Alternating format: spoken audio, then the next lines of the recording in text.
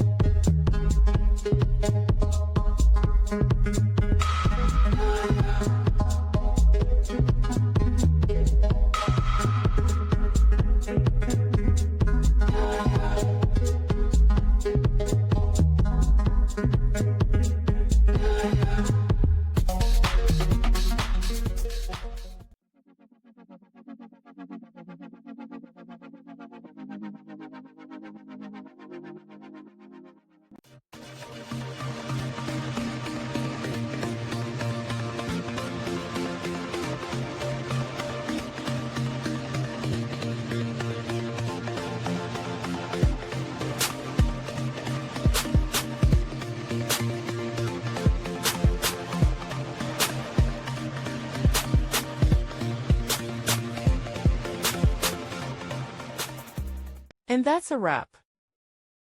I hope you found the answer you were looking for. If you did, take a second to hit that subscribe button. It really helps out. And let me know in the comments which solution worked best for you. See you next time in the debug zone.